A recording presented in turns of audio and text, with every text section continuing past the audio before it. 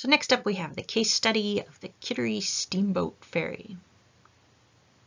So similar to the Fall River line, combining with a railroad partner, the Portsmouth, Kittery, and York Street Railway Company, also known as the PKNY, operated a ferry across the Piscataqua River that connected with its railroad lines. So from Sarah Marsh's article on the Jinx career of the ferryboat Kittery, it investigates the PKNY starting their service in 1897.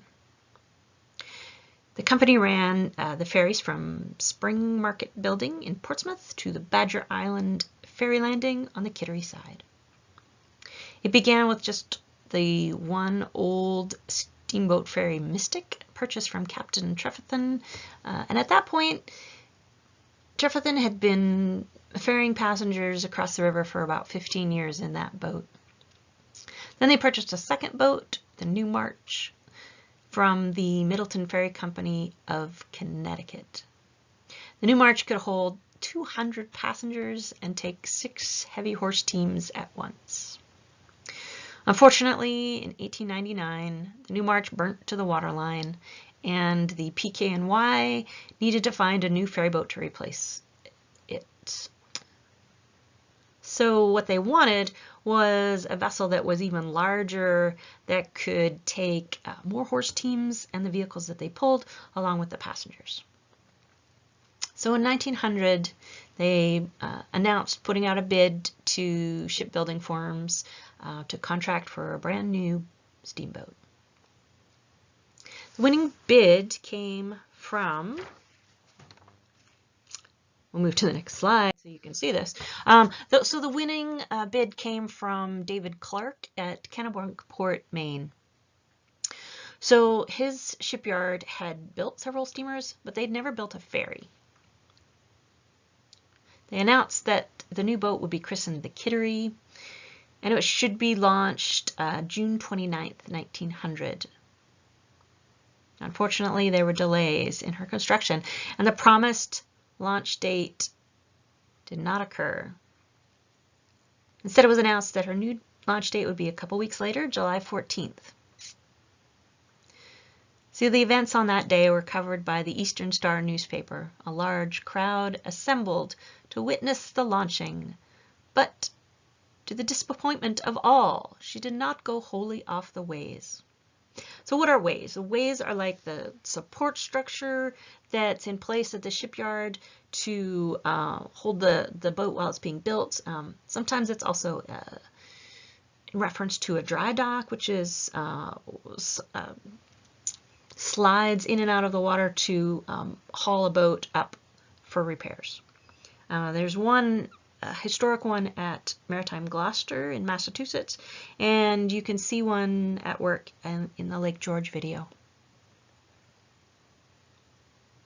So the spectators that were there when it didn't launch properly whispered about bad luck, and then they slowly dispersed. So this concept of having a boat stuck on the ways at the launch is just, it's considered a jinx by superstitious sailors. Later that night, the ship was they managed to pull it off in the dark. It was towed to Perkins Wharf, and there it awaited the steam inspectors to look at the engines. On July 20th, the announcement was made that no further delays were anticipated, and the steamboat should be leaving soon under her own power to get to Portsmouth.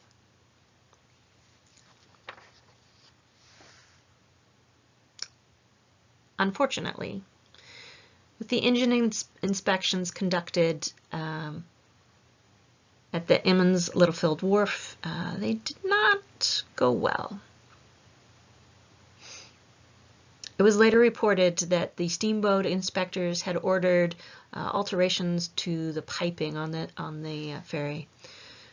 Other problems with her construction were identified, and it was determined that she would actually have to be towed to Portsmouth, so she would not be propelling herself with her own engine.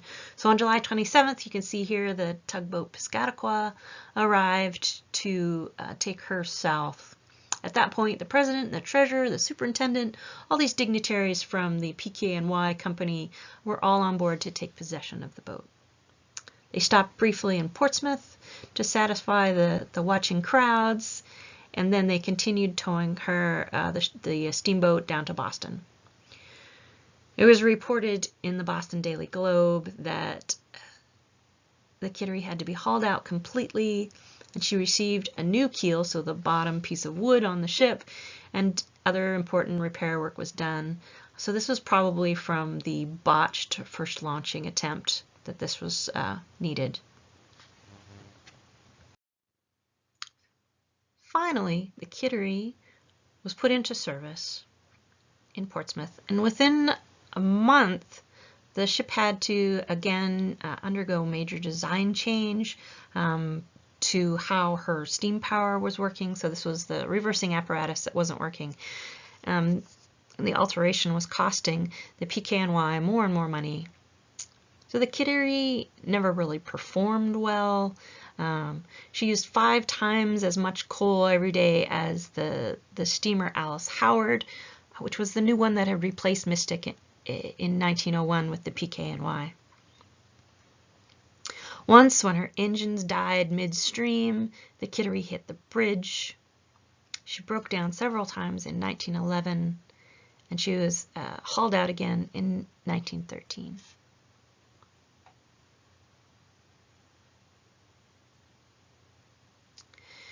The Atlantic Shore Railway, which had basically taken over the PKNY in 1906, entered a bankruptcy in 1915. So you can see the new name of the ferry on the side here. It says, well, the company label, I guess you call it ASL instead of PKNY. So you know that this is a later picture of the ferry boat. So in their bankruptcy, the ferry boat was sold to a company in New York in 1918 for $6,000. It was reported that the proceeds from the sale were hopefully going to offset the assets of the troubled company. It was also reported in 1918 that the ferry boat Kittery had not been used much for service for which it was built, because it was so difficult to operate it with as much speed as the other boats in the huge tides that happen in the Piscataqua River. So although it was most likely that the original design by David Clark in Kennebunk just wasn't adequate, but superstitious sailors would continue to blame the many misfortunes of this ferry boat on her problematic first launching. So in conclusion, the progress of steamboat power throughout the 19th century was staggered, and they made some advances, and then they had some disasters, boilers blowing up and such. But eventually, it got to the point where sailing ships were on their way out. So, you know, things to remember, you know, the differences between steamships and steamboats, the designs of them specifically, whether that paddle wheel is on the sides or in the stern. And it wouldn't be till far later that propellers were fixed underneath the water, and instead of these paddle-operated rotations, it was the propellers themselves that provided the power. And from the lecture, you got some idea of some of the few steamboats that operated across the Piscataqua River at the end of the 19th century. All right, on to the next one.